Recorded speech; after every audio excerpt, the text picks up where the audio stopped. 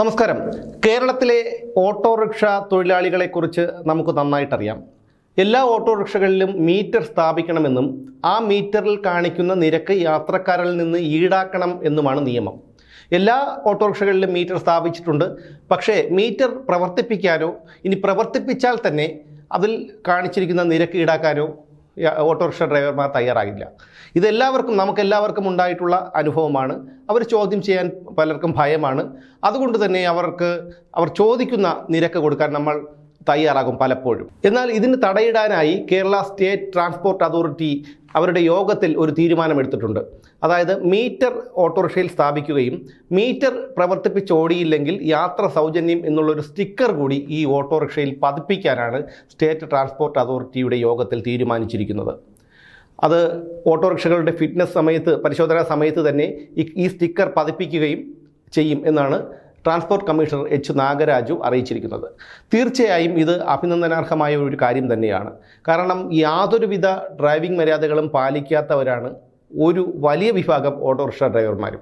ഇടത്തേക്ക് ഇൻഡിക്കേറ്റർ ഇട്ടാൽ വലത്തേക്ക് പോകും, വലത്തേക്ക് ഇൻഡിക്കേറ്റർ ഇട്ടാൽ ഇടത്തേക്ക് പോകും. വൺ വേ ലംഘിക്കുന്നതിനൊന്നും അവർക്ക് യാതൊരു മടിയുമില്ല. ഇങ്ങനെ യാതൊരുവിധ ഡ്രൈവിംഗ് മര്യാദകളും പാലിക്കാതെയും അല്ലെങ്കിൽ നിയമലംഘനം നടത്തുകയും ചെയ്യുന്ന വലിയൊരു വിഭാഗം ഓട്ടോറിക്ഷക്കാരുണ്ട്. എല്ലാവരെയും അടച്ചാക്ഷേപിക്കുകയല്ല, പക്ഷേ വളരെ ചെറിയൊരു വിഭാഗം ഓട്ടോറിക്ഷ ഡ്രൈവർ മാത്രമേ ഈ മീറ്റർ പ്രവർത്തിപ്പിക്കുകയും അതിൽ കാണുന്ന നിരക്ക് ഈടാക്കുകയും ഒക്കെ ചെയ്യുന്നുള്ളൂ.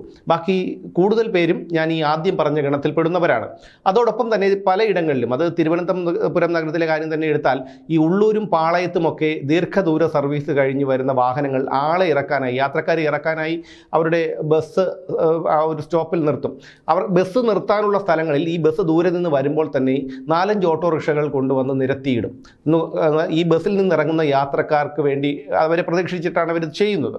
പക്ഷെ ബസ് നിർത്തേണ്ടിടത്താണ് ഓട്ടോറിക്ഷകൾ ഇടുന്നത്. അതുകൊണ്ട് തന്നെ ബസ് ഡ്രൈവർക്ക് ബസ് നട റോഡിൽ നിർത്തേണ്ടി വരും. യാത്രക്കാർക്ക് അവിടെ ഇറങ്ങേണ്ടിയും വരും. അത് പലപ്പോഴും അപകടത്തിന് ഇടയാക്കിയിട്ടുണ്ട്.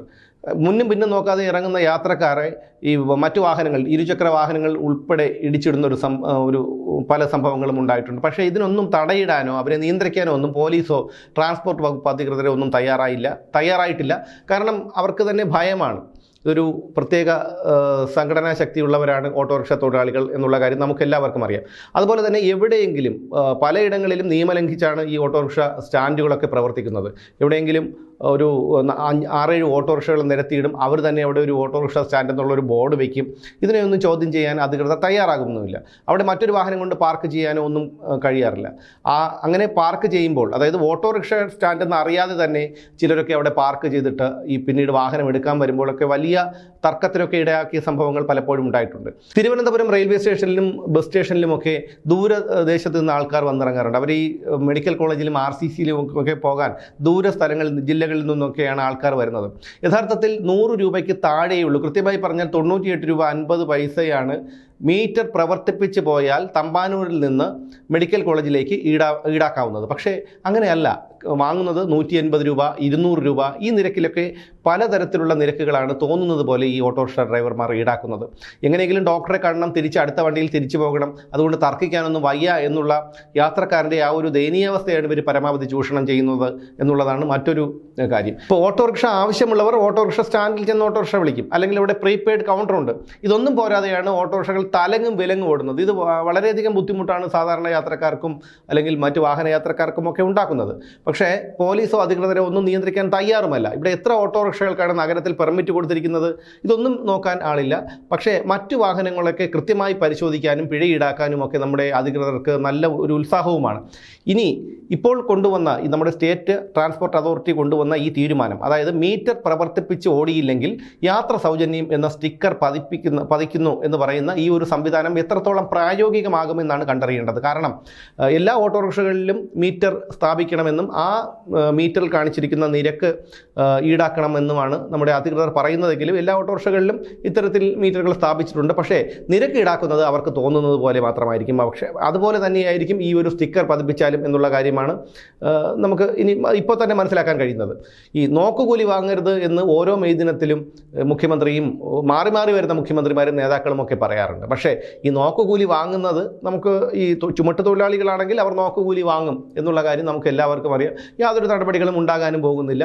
ഉണ്ടായാൽ തന്നെ ചെറിയൊരു വാർത്തയോ അല്ലെങ്കിൽ ചെറിയൊരു ഒരു പോലീസ് വരുന്നു, ഒരു ഒത്തുതീർപ്പിലൂടെ കാര്യങ്ങൾ പരിഹരിക്കുന്നു എന്നുള്ളതിൽ കവിഞ്ഞ് മറ്റൊന്നും അവിടെ സംഭവിക്കാൻ പോകുന്നില്ല. എന്തായാലും അത് തന്നെയാണ് ഇവിടെയും സംഭവിക്കാൻ പോകുന്നത്. ഈ ഒരു യോഗത്തിൽ ഇത്തരമൊരു തീരുമാനം കൊണ്ടുവന്നു. പക്ഷേ ആ തീരുമാനം കൃത്യമായി പ്രാവർത്തികമാകുകയാണെങ്കിൽ അത് യാത്രക്കാർക്ക് ഗുണം ചെയ്യുമെന്ന കാര്യത്തിൽ യാതൊരു തർക്കവുമില്ല. പക്ഷേ അങ്ങനെ ചെയ്യാൻ ഈ ഓട്ടോറിക്ഷ തൊഴിലാളികൾ സമ്മതിക്കില്ല എന്നുള്ളത് അതിൻ്റെ മറുവശം. എന്തായാലും ഇത് എത്രത്തോളം പ്രായോഗികമാകും എന്നാണ് നമുക്കിനി കണ്ടറിയേണ്ടത്. ഓരോ ജീവിതവും ഓരോ കഥകളാണ്, വേറിട്ട കഥകളുടെ ഒരു കൂട്ടായ്മ. വേണമെങ്കിൽ നമുക്കതിനെ ഒരു നോവലെന്ന് പേരിടാം. അതുപോലൊരു നോവലല്ലേ നിങ്ങളുടെ ജീവിതവും? എന്താ, ശരിയല്ലേ? നിങ്ങളുടെ അനുഭവങ്ങൾ, കഥകൾ എന്തുമായിക്കൊള്ളട്ടെ, അത് കേൾക്കാൻ DNA ന്യൂസിലൂടെ ഞാൻ എത്തുന്നു. കഥ പോലൊരു ജീവിതം, അതിനായി ഞാൻ നിങ്ങൾക്ക് വേണ്ടി കാത്തിരിക്കുന്നു. നമുക്ക് ഒന്നിച്ച് കാണാം, കുറേ കാര്യങ്ങൾ സംസാരിക്കാം, വേദനകൾ പങ്കിടാം. നിങ്ങളുടെ വിഷയങ്ങൾ, അനുഭവങ്ങൾ അത് ഞങ്ങളെ അറിയിക്കേണ്ട വിലാസം താഴെ കൊടുക്കുന്നു.